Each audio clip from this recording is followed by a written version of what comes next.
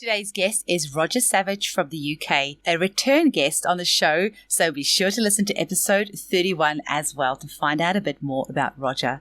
So Roger is Ton Jansen's right-hand man who helps with all of his workshops, and many of you probably already use Ton Jansen's human chemistry method. It has also been called Homeopathic detox therapy, and today Roger and myself will just be discussing a few more cases and just how you can get in contact with Roger to find out more about signing up for Ton's courses. Roger has also started a Facebook group called Human Chemistry Homeopathy. So if you're a homeopath currently using this method and would like to be part of a community where you can ask questions if you're unsure of anything, then be sure to join. Enjoy the episode.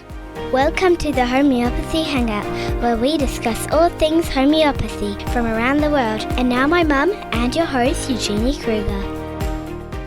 Hello, homies, and a very warm welcome to Homeopathy Hangout. Today, we get to hang out with our lovely return guest, Roger Savage from the UK. Welcome back to the show, Roger. And thank you very much for inviting me again. It's lovely to have you on. Last time, then. Well, I said to you last time, I think you should be a voice artist because you have such a beautiful voice to listen to. I would absolutely buy an audiobook that you read. You have a beautiful voice. And I suggested you find me a contract for some voiceovers or audiobooks to do. But I get plenty of opportunity in a way with the human chemistry work because I help Ton and I introduce the webinars and, as it were, you could say, do the continuity. It helps him through if he's searching for the English word or thinking now, which direction are we going in next? I can act as the prompter. And actually, on his website, we've now got some, and will soon have more, interviews with people saying how they came to human chemistry and what it has done for their practice and even their own health. And the stories have been very interesting and encouraging. That can actually be turned into a documentary because I could fill a documentary just telling you about the stories that human chemistry has had in my practice and in my personal life. But let's kind of give people a little bit of an overview of what today is about. So you'll have to go back to Roger's previous episode to find out how he was first introduced to homeopathy. And many of you will already know his name. He works along with Ton Jansen, who is the originator of what was called homeopathic detox therapy, but now is termed human chemistry. That's right. So why the name change for one? I still call it homeopathic detox therapy, but why the name change? Because we are not only doing detoxing, and that word has become so overworked. It's misleading because what Ton is really about is bringing balance to people. Now, if that means working to neutralize the ill effects of the history of vaccination, medication, contraception, poisonings, if it's relevant. Well, yes, poisonings from unpleasant chemicals that are around us and other issues that may arise, then that part of the process could be called detoxing. But you asked me, usually, what are the developments in his work. And as he explains in the little film at the top of his new website, which is in Dutch, his own language, but with English subtitles, that the biggest change in the work he can do and the results he can get is using hormones and neurotransmitters as remedies. There's an advertisement for some product which says it reaches the parts other things can't reach. And you could say that with using the potentized neurotransmitters and hormones, he can reach parts of us that were very difficult previously. So also, the motivation of his work was that when he began, he had the experience that many of us did, that he might be able to see the indicated remedy and it might work, sometimes really well, but the person would relapse. And when there's been a relapse, if you're very lucky, it'll be easy to bring them back to that balance. If you're unlucky, it will be much harder the next time. And he then started looking around. Why is this happening? Why are the apparently indicated remedies not working? Why are people relapsing? Or why can I not see a clear image of a remedy? And he said he then reread the organon and looked carefully at the paragraph about obstacles to cure. Now, you know, one of the examples Hahnemann gives is that if we are living in a dark, damp basement, we are not going to get well. So I once had the experience of sleeping briefly in a room that was damp, and after a few days I was getting quite wheezy. Well, I was just at the beginning of knowing about homeopathy and took some natrum salt, but then I found where the storage heater was, put it on, the room dried out, and there was no more problem. I would not have got well if I'd continued sleeping in a cold, damp room. But it's not always so easy to remove those obstacles to cure. Now, there are some patients in some countries who, when we ask them to fill in a medical history, may be reporting what makes, for some of us, our eyes open wide and our hair stand on end. Maybe over the course of 30 or so years, 10 or 12 courses of steroids, 20 or 30 courses of antibiotics, numerous vaccinations, inoculations, immunizations for an amazing variety of things. And if they are women, maybe quite a few varieties of contraception of a chemical kind. And then the interesting question to ask is, when did you first start feeling unwell? And it can be quite hard for them to answer that question. And if we are aiming to give just one remedy in 1 or 2 doses only, when we see a case history like that, it is incredibly difficult usually to see that clear image for that remedy. Now, I don't say impossible, it is just difficult. But if we work in the way Ton has developed, we can look and see now, out of that history, what of these intrusions has had the biggest effect? What has worked most deeply into the system negatively? Okay, we will start to try to reduce their hold. And if we make the right choice, then they come back feeling somewhat better.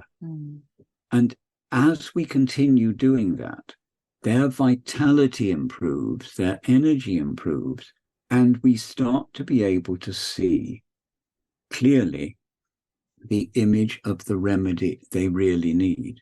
And then it will work.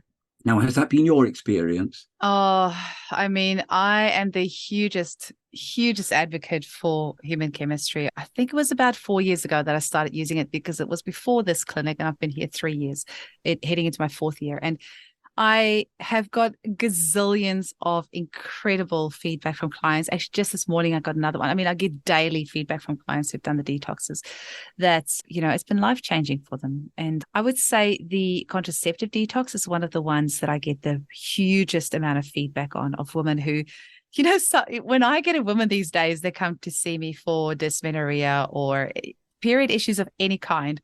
The first thing I'll do is give them a contraceptive detox. And often they will come back and I would have to do nothing else. Their periods are fixed. So exactly. Sometimes it's as simple as that. Not always, but that's kind of like my first port of call, because it's such a no-brainer. I give them that and suddenly their periods are fine. Suddenly their libido is back. Suddenly they have got no ovulation pains. Their periods reduced to not being quite as heavy. It's not as clotty. Often their first period, once they're on the detox, can be quite messy. I found that often that first period will be quite early, and it will be quite a lot of brown spotting beforehand. There'll be quite a lot of clots. And then that second period is amazing. And after that, never have an issue with a period again. So don't ask me any questions, because I'm going to talk this whole hour about how much I love this. And it's revolutionized my practice. That's the other thing, is I have been so busy since I've been using this. Yes. Well, that is something that Ton said in his interview in his own language. He says, not only does working this way with the patients that need it help them enormously, but it also helps the practitioners to thrive, because the practice gets busier and they can manage to stay in the work. Now, quite a few years ago, when I too was thinking, now, how can I understand better what is going on with these tricky cases? I was introduced to bioresonance, which I think you know about, because you mentioned that somebody an hour or two ago was talking about it. Yes, it is that Anthony DuPont. First I was introduced to a system and thought, this looks good. And what that system showed was that many, many people with their tricky cases had a problem with systemic fungus. Not necessarily what the medics would call systemic candidiasis, which is, in fact, a fatal condition, but just a fungus OUS state. And by addressing that, either with a remedy or with bioresonance treatments, things would look up enormously. And then I later came to another bioresonance system. But I found always with that approach, there was a problem with what we could call signal to noise ratio. It was quite difficult from the feedback via the computer checking what were significant issues and what were just like fluff in the wind. And sometimes I found that I got a good answer. On one occasion, a wonderful answer when I was stuck with a repeating flu. And finally I thought, all right, if all else fails, run the bioresonance program. And at the very deepest level, it said sticta pulmonaria. And it sorted out me and my wife. We'd been having these relapses every week, and it just stopped. And then I told an Australian homeopath about that and said, oh, yes, I prescribed that, but I worked it out by case taking and repertory. Ah, yes, I see. And, usually what my experience has been is that with the tools Ton has shown us and continually trains us in using better and better, I don't actually open the bioresonance system because we can see the kinds of things that are a problem from asking their timeline. And something else I realized I should mention, he has encouraged us so much to ask for test results. Now, in my early years, it didn't occur to me, and I hadn't gained any experience of reading them. But a patient said, I think my problem is blood sugar or something. And I said, well, send me the blood test. Let's have a look. The sugar was quite normal, but the cholesterol was out of balance. Now, Ton says we must not talk about good and bad cholesterol. We need both. The issue is the ratio of the high to the low density. And if that ratio is wrong, then there are problems. So in that person's case, I changed her from a hormonal remedy. Oh, that's right. It wasn't sugar. She thought her estrogen might have been out. So I then, from that test, changed it from estradiol to cholesterinum. So we don't always know where our imbalance lies, and tests can give us a useful clue. Now, I know Hahnemann said, it is not our business to inquire into the interiors of humankind. Well, okay, but it can be useful if to some extent we do, because we can target our treatment more exactly. It's not treating named diseases, it's reaching points of imbalance. And when we've done all that, and when Ton has done all that, when the people are clear, if they come back with some problem or other, they will probably not need human chemistry approach. There will be an image, clearly, of probably a single remedy. And he's written a plant materia medica, and he's produced new insights into so many unfamiliar plant remedies, showing cases where that was the main treatment. So it's not all complex formulae. And another thing I would like to say to everyone is that it's not the impression that human chemistry is using set protocols almost mechanically is not right. Yes, we have certain formulations we may use in certain situations, like you said, the polycontraceptive, which means multiple versions of contraceptive, because often patients have had many different types.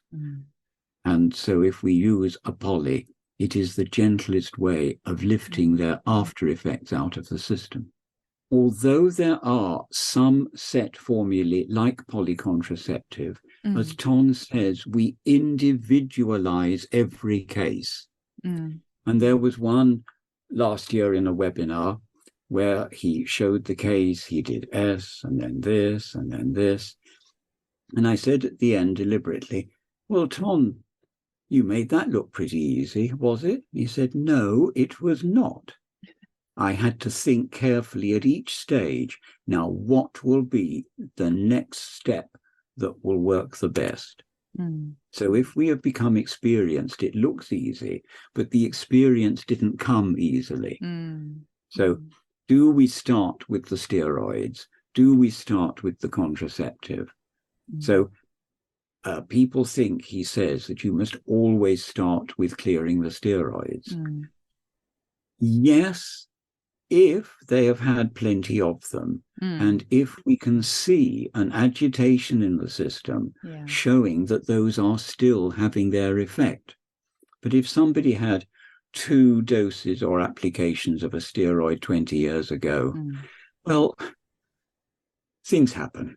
Exactly. I've heard of just one case where one smear of hydrocortisone cream on the hand suddenly remembered, removing that effect, the case moved forward that was previously stuck, but that is exceptional. Usually we find that if we clear somebody's biggest problems, then the body will shoot a few more problems out at the same time. Its energy will increase and many things will be dealt with. And as he says, if there is then no detectable problem left from the steroid, the antibiotic or whatever, leave it. I love the American saying, if it ain't broke, don't fix it. Exactly. Roger, how many books does he have out now? I've got 3 of his books, but I think there's a 4th one now, or is it a 5th one? Or yeah, well, now then, the first book was Fighting Fire with Fire. Yes. And I was very surprised at that initial title, but I see why. He means let's identify the issues and meet them head on. Then, realizing that plant remedies were not so familiar, he wrote this book, and we discussed for ages the title, Finding Your Way Through the Forest of Symptoms. So we like the double meaning of forest, that we can have a person tell us so many symptoms that it's hard to find the way through. And also, it's a book about trees and plants of all kinds. Then he wrote Human Chemistry, which is now, in its new edition, going to be called Fighting Fire with Fire Part 2, subtitle Human Chemistry Part 1. And we're working at the moment on Human Chemistry Part 2, which is more on neurotransmitters, more on hormones, more on newly uncovered remedies. Has he got a date for that coming out? When? Well, he would love it if it comes out this year. It's not an easy, quick thing writing a book, because you can't leave loose expression and errors in, because they're there fixed online or in print, and people will then get the wrong impression, wrong information. So we have to check it carefully and make sure it's expressed well. He's putting a real push on it. But as you know, everyone, life is life, and we don't have a clear, unobstructed run in a task. He is seeing patients every week. He is doing many things every week. And Eugenie, something he's very keen on is that we should live balanced, healthy lives, not just have a remedy that makes us well in some aspect. So his film shows what in English we would call his small holding, his estate. It's more than a garden.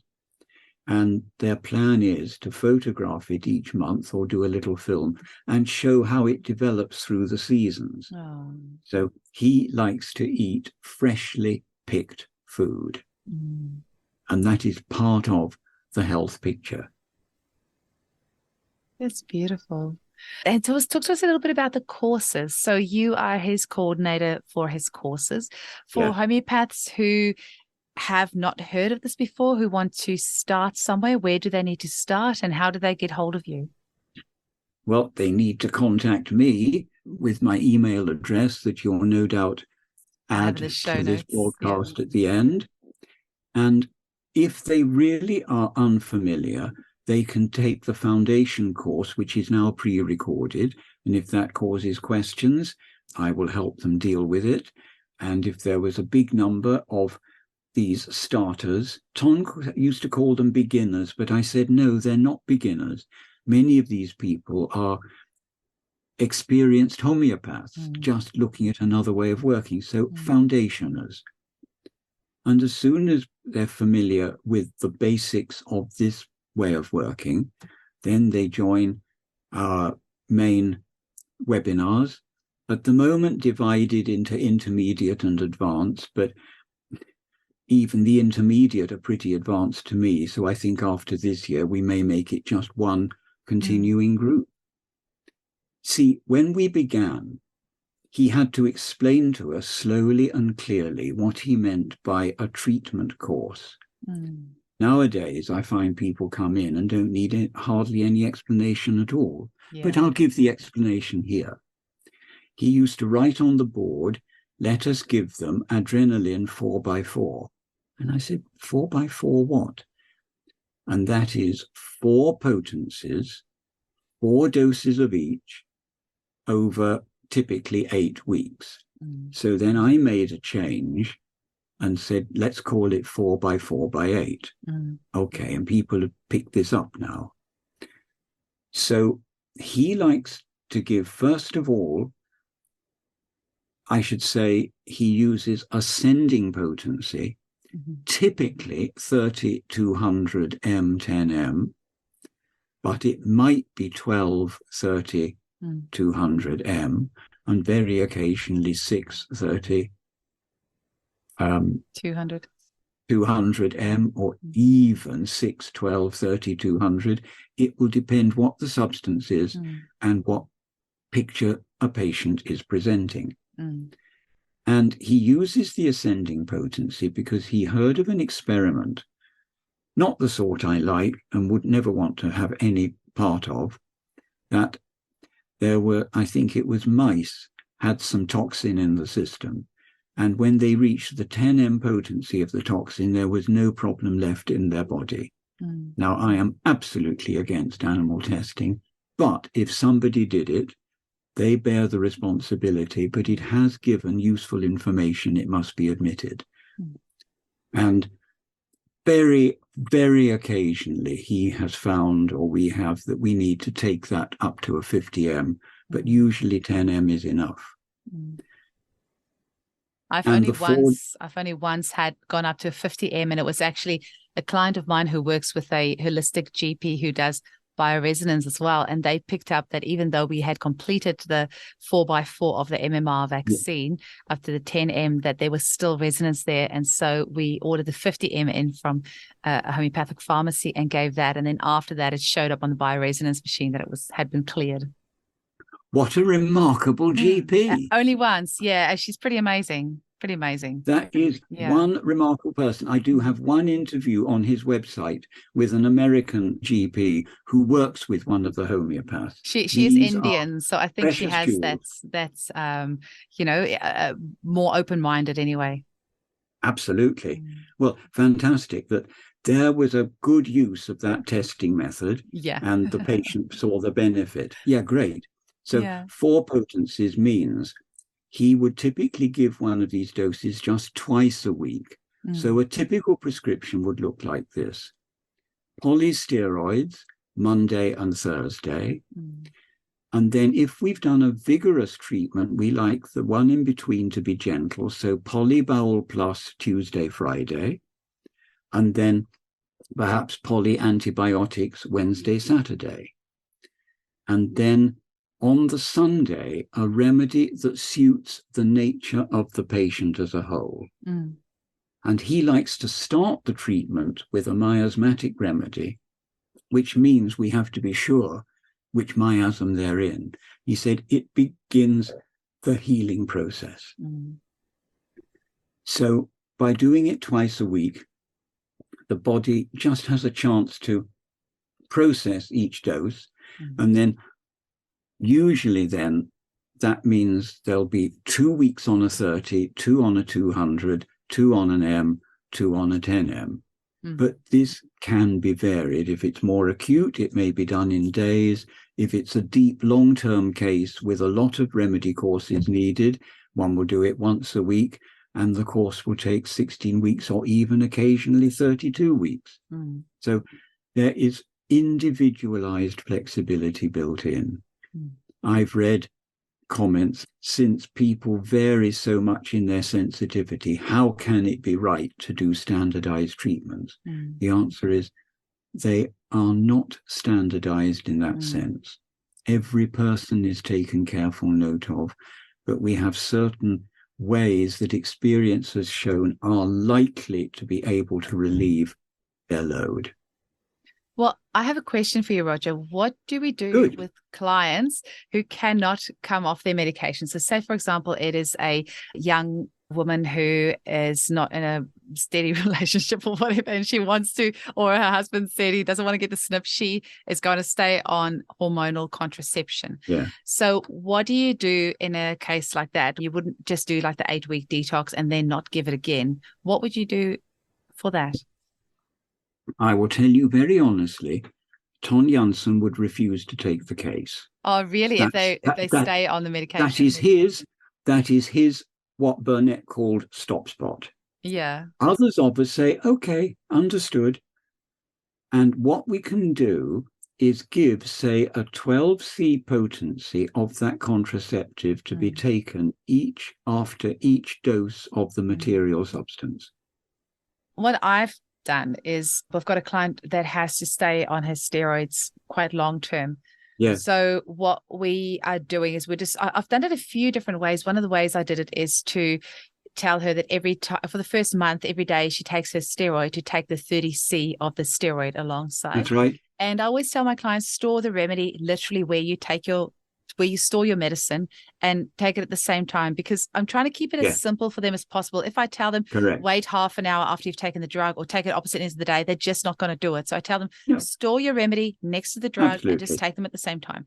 And then after that, the month after that, I'll say go up to the 200C and maybe take it every second day when you take the drug. And then I'll go up to, so I'm kind of just slowly doing that like that. And then after that, just take a 10M once a month, like ongoing, as long as you have to stay on the medication. So I've just kind of like tried to stagger it a little bit because they can't come off it, or clients that have been on long-term antibiotics or any sort of long-term drug that they've had to be on. Antidepressants, actually, I've had clients that were not ready to come off their antidepressants. And I just want to make it really clear to the listeners, we would never tell a client to get off it anyway. They always do that in conjunction with their GP.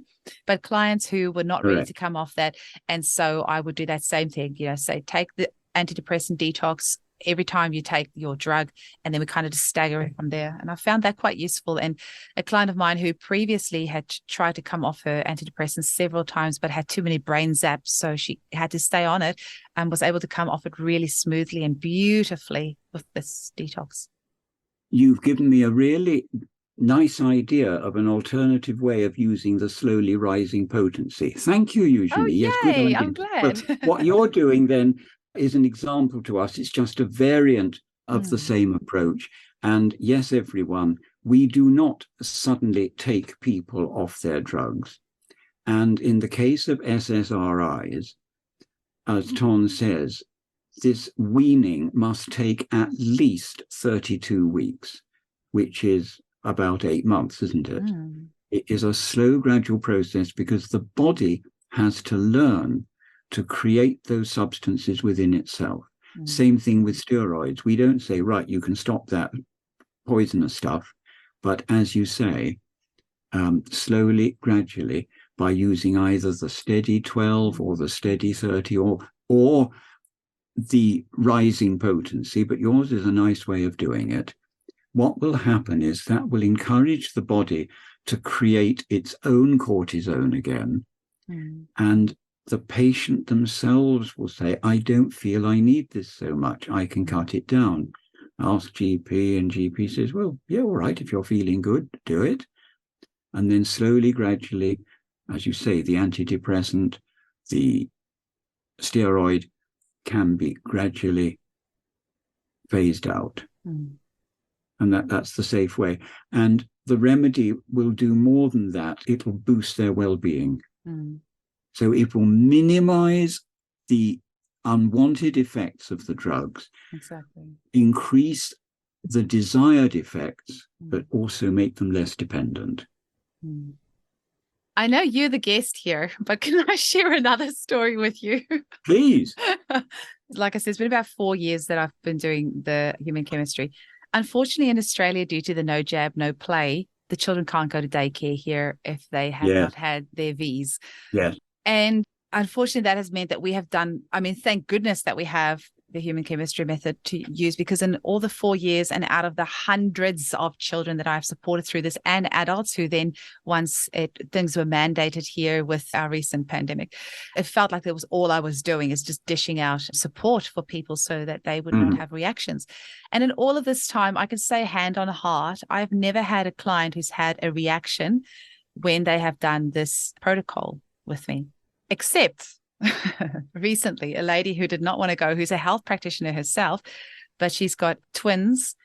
And she said, oh, they're a year old now, so I have to take them in for their shots. And I was like, well, which ones are they getting? And she said, oh, they're getting the Infenrix, Hexa, and Prevenar. And so I was like, okay, great. So I gave her those remedies to support the children. And she called me up a couple of weeks later. Both children had the most severe reaction. They're both in hospital. They blew up like balloons. Their kidneys just about failed. And I said to her, I don't understand this. I have never, ever had this happen when I've supported a child homeopathically. And I was like, which vaccines did they give him? And then she said, oh, they said that because they're a year old, they have to get the MMR as well. And I was, well, I didn't give you the MMR detox because you did not tell me that that's what they were going to get. So out of hundreds of people that I've treated, it was the only reaction, it was because they did not have the correct support remedy for that. Yeah. So, and crazily as it is in Australia, these children have then gone back to get more vaccines, but this time in the emergency department in case they have anaphylaxis again. And this is how crazy our world is. Yes, absolutely. And when you then gave them, added in the MMR in potency, did they quickly get over their reaction? They did. And they've had their second lot, and the second lot was fine. Yes. Well, thank goodness the mother was a practitioner and then could understand what you were saying and acted on it quickly. I'm just so grateful that we have these tools, because a lot of these people, their hands are behind their backs. There's nothing they can do. They have to go through these processes, but we can make it easier for their bodies to process these toxins. Yes, that's it. So it is nice that we do have these ways of helping people quietly, unobtrusively, and there is almost always no reaction. You mentioned bad reaction. Now, it is not Ton's experience to have what people call aggravations on the detox treatments, the balancing I've heard treatment. him say that. I don't know. I think he's in other denial. Other practitioners can do. And he says, if you do, then you give a water solution of the last dose that was taken, the one that caused the problem. And I have had so many reports that this works. So know about water doses. There are two different things. There's the water solution without stirring if there's been too much reaction. And then if you're needing to treat gently, but want to increase the action, then do plussing in water. So it's two different ways of using a water dose. And people find that if there was too much of a reaction on the polysteroid or polyvax or something, just do it in water and that scales right down. So you just pop 2 pills into a glass, you don't stir it, and then you just take 1 teaspoon. That's right. That? Yeah. Okay, maybe that's why I went just wrong. crush it if they're hard pills. Okay. That's right. And it's not even James Bond. It's not even shaken, not stirred. It's left just dissolved. Okay. You can do James Bond for the plussing. Then you can shake and stir. Because that wakes it up, activates the molecules. We are just wanting to do a soothing effect if there's been too much reaction. So with those children with that MMR, I think I would have given that in water solution. Interesting. No, Dev, I once did the water solution, but I said to stir and it made things worse. I think that's where I went wrong. Okay, interesting. So that's why I've laboured that in a rather pedestrian way, because there is a difference. You've just got to look at it subtly. There was an advertisement for some drink or other, fizzy drink, and they said, this is the one that when you stir it, all the molecules wake up. And that's the image I use. When we stir it, we're waking the energy within that dissolved substance. And I would like to say there may be people listening to this who hear it said that homeopathy is all imaginary or placebo because there is nothing in the remedies. And I want to say to everyone, we haven't yet got laboratory equipment sensitive and perceptive enough to see what is there. What we have is what I think it was James Crookes in the late 18th century called the radiant state of matter. It is beyond the gaseous. It is there, but we can't see it. Now, I can't see electricity. I don't think you can, usually, but we don't put our finger on the positive and the earth pole in the plug because we are assured that there will be a nasty reaction. It's there, but we can't see it. So the remedies will not be detected by even an electron microscope at the moment. But I have seen a picture of what happens when we begin the trituration of a substance like lycopodium, the club moss. It shows at the 2x and 3x and so on that the molecules are opening up like a flower coming into bloom. And that is how an inert substance becomes an active remedy. But when we take it beyond the 12 potency, we've gone beyond the visible range. Now, there's radiation that we can't see, but we experience the effects. So homeopathic remedies are as yet undetectable by our equipment, but are there. Ton calls it a vacuum. At that level, it will draw out problems. And as the particles are below nano level, they can penetrate our cells. And that is why our remedies can enter the system without causing aggravations, whereas medicines are big molecules and they just bump into us. Well, earlier today, I interviewed Julianne McNamara, who is a physicist and biomedical researcher who explains some pretty interesting stuff about homeopathy and how it affects the mitochondria of the cell. Holy moly. So you'll have to listen to that episode. Right. Roger, it was so lovely to chat with you. Is there any final message that you want to leave our listeners with before we finish off?